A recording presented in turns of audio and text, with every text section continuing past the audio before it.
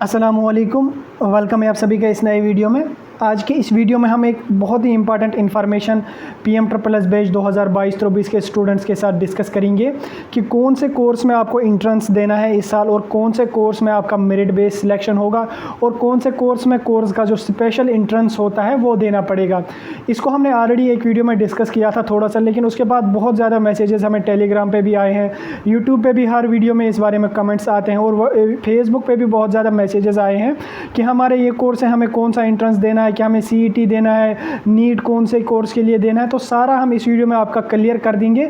आपको simply video पूरा and तक देख लेना है ताकि आपके पूरे डाउट्स जो है वो क्लियर हो जाएं, तो आप फिर दोबारा से जो है टेलीग्राम पे ऐसे मैसेजेस ना करोगे। तो वीडियो को स्टार्ट करने से पहले अगर आप हमारे चैनल पर नए हैं तो चैनल को सब्सक्राइब करके रख लीजिए। टेलीग्राम ग्रुप की लिंक आपको डिस्क्रिप्शन में मिल जाएगी, वहाँ से जाके आप हमारे टेलीग्राम पर भी ज्वाइन हो सकते हैं। टेलीग्राम ज्वाइन ना हो तो आप हमें फेसबुक पर फॉलो कर सकते हैं, वहाँ पर हम आपको लिंक प्रोवाइड कर देंगे जहाँ से आप ज्वाइन करोगे। तो चलिए वीडियो को स्टार्ट कर लेते हैं। तो फर्स्ट ऑफ ऑल हम देख लेते हैं प्रोफेशनल कोर्सेज के लिए।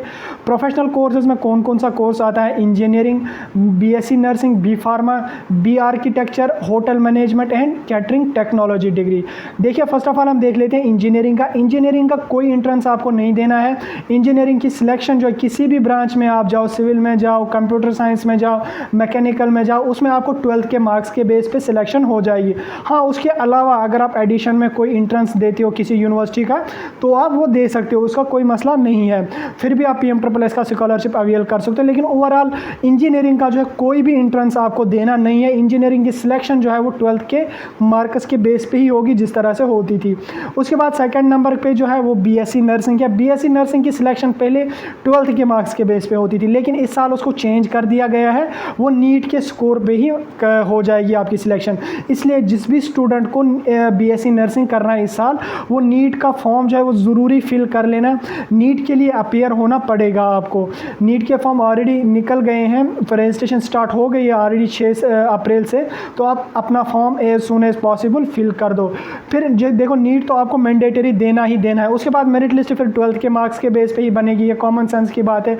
लेकिन कॉलेज जो अलॉट होंगे वो तो नीट के स्कोर पे होंगे।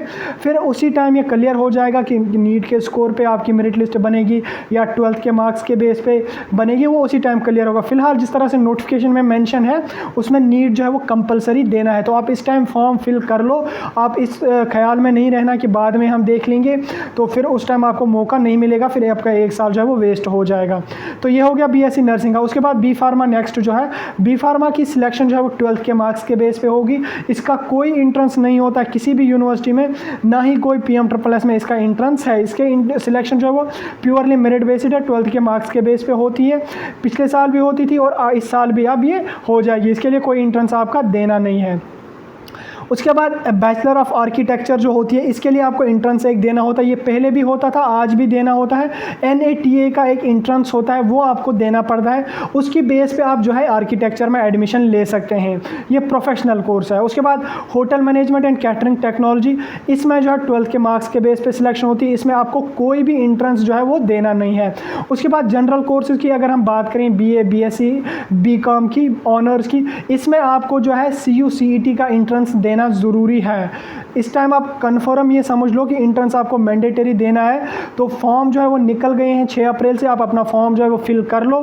फिर उस टाइम ही पता लग जाएगा जिस टाइम मेरिट लिस्ट बनेगी या रजिस्ट्रेशन होगी, क्या सारी यूनिवर्सिटी इसमें पार्टिसिपेट करेंगे या वो उसी टाइम क्लियर हो जाएगा जिस टाइम फॉर्म्स निकलेंगे। लेकिन फिलहाल अकॉर्डिंग टू नोटिफिकेशन आपको जो है CET का फॉर्म जो है वो लगाना ज़रूरी है। ये हमने हर वीडियो में आपको बोला है कि फॉर्म लगा लो आप। उस टाइम फिर अगर कुछ यूनिवर्सिटी वाले मार्क्स के बेस पे लेते हैं तो कोई दिक्कत नहीं है। अगर कोई सेंट्रल यूनिवर्सिटी जो है एंट्रेंस लेगी या कोई स्टेट यूनिवर्सिटी भी उसके साथ कोऑपरेट करके एंट्रेंस के बेस पे सिलेक्शन लेगी, तो आपको उस टाइम कोई भी दिक्कत नहीं आनी चाहिए। इसलिए आप CET का फॉर्म जो है किसी भी 1-2 यूनिवर्सिटीज़ में भर के रख लो। फिर उस टाइम अगर आपकी मेरिट बेस पे सिलेक्शन हो जाती है तो कोई दिक्कत नहीं है, उस टाइम आपको टेंशन लेने की ज़रूरत नहीं पड़ेगी या कोई भी दिक्कत उस टाइम आपको नहीं आएगी। इसलिए हमारी रिक्वेस्ट सारे स्टूडेंट्स से है, अगर आप जनरल का कोई भी कोर्स करना चाहते हो, सिर्फ जनरल का, मैं प्रोफेशनल कोर्सेज़ की बात नहीं कर रहा, जनरल की बात कर रहा हूँ, तो आप CET का फॉर्म किसी 1-2 यूनिवर्सिटीज़ में भर के रख लीजिए। फिर जो है सारी यूनिवर्सिटी तो एंट्रेंस के बेस पे नहीं लेंगी, कुछ यूनिवर्सिटी जो है स्टेट यूनिवर्सिटी, प्राइवेट यूनिवर्सिटी, वो 12th के मार्क्स के बेस पे ही लेंगी। ये उसी टाइम क्लियर हो जाएगा। फिलहाल आप CET का फॉर्म जो है वो लगा लो। उसके बाद अगर हम बात करें BA LLB की, BA LLB के लिए आपको एंट्रेंस देना पड़ेगा। वो पिछले सालों भी होता है और अब भी होगा और आगे आने वाले सेशंस में भी ये होगा। उसके लिए आपको क्लेट का एंट्रेंस देना पड़ेगा BA LLB का। क्लेट का एंट्रेंस क्वालिफाई करके आपकी जो है सिलेक्शन हो जाएगी। तो ये मेन कोर्सेज थे जिनके बारे में हमने डिस्कस किया। उसके बाद MBBS, BDS, BAMS, BHMS, इनके लिए जो नीट के बेस होती है तो वो तो ऑलरेडी आपको पता है, इनके लिए आपको एंट्रेंस देना पड़ेगा, इनके लिए आपको 12th के मार्क्स के बेस पे सिलेक्शन नहीं होगी। तो ये जो वीडियो हमने बनाया इसमें हमने क्लियर किया आपको हर कोर्स के बारे में, ब्राइटली हमने थोड़ी इन्फॉर्मेशन आपको दी। अब जो है अब किसी स्टूडेंट को कोई भी कन्फ्यूजन नहीं रहा होगा, स्टिल कोई कन्फ्यूजन है इसके बारे में तो आप ये जो है आप टेलीग्राम पे हमें मैसेज कर लो। तो ऐसे मतलब ये मैसेज मत करना कि हम मुझे ये कोर्स करना है, मुझे एंट्रेंस देना पड़ेगा या नहीं देना पड़ेगा। वीडियो को अगर आपने पूरा देख लिया तो आपके डाउट सारे क्लियर हो गए होंगे। तो अभी PMSSS के फॉर्म नहीं लगे हैं, फॉर्म जो है आने वाले मंथ में जो है वो स्टार्ट हो जाएंगे।